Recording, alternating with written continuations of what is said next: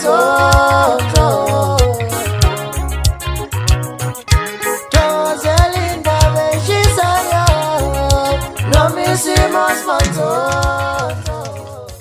sengibuya khona eShoprite ngaphakathi imanagers ngikhulumile nazo zalithatha udaba zathi izoligcina ziyayazi into kanjalo but beyingaqondi kahle ukuthi ubani owenza lezi imali ze-fraud ngoba bayafika abantu namaheheba einumber anama ID numbers abantu becheckela ukuthi o350 ba-active yini lezi imali zogogo zi-active yini.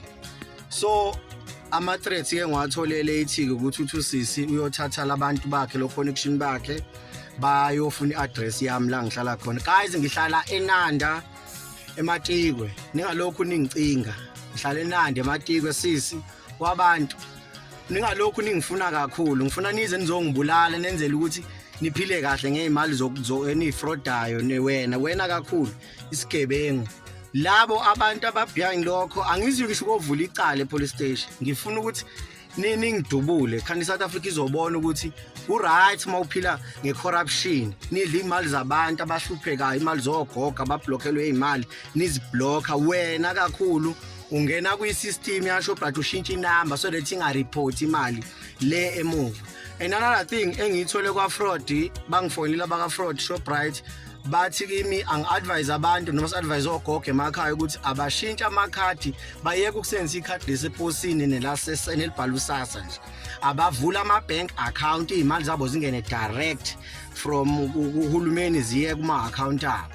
So usisi-ke lo uphindile Mkhize kuthiwa buyangicinga-ke manje, anginandaba bazongithola eNanda ngihlala khona ngizukubaleka. Uthi laba abangifonela bathi uthi I mess up with wrong people bazoze endlini yami. I'm aware futhi ngiready abeze ngwamkhwanazi isibongo ngwamkhwanazi abasondele into enjalo nje bafethu masireport izinto eziphethe ehlumeza umphakathi basifuna ngebhamu. Kodwa uma besenze kulabantu abakhalayo abawu1000 abahobani abadlela imali zabo, bona fanele inyembe zabo ziwele phansi, ezabo zingaweli phansi. No akuzukuhamba kanjalo eSouth Africa.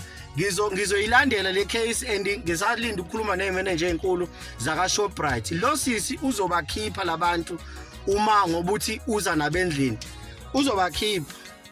Njengamanje nje ngiready ngizodila naye, ngizodila nabo bonke futhi kulile kanje. Akho lutho nomakazi bezongidubula vele ngeke bethole lutho mase bengidubulile, kodwa icase yona iyazi ukuthi ngireporthe ifraud yenzeka Shoprite Midway Shopping Mall le lapha noma ibiza ngeMidway Crossing eseNewlands, ngireporthe leyo nto. Asibonge.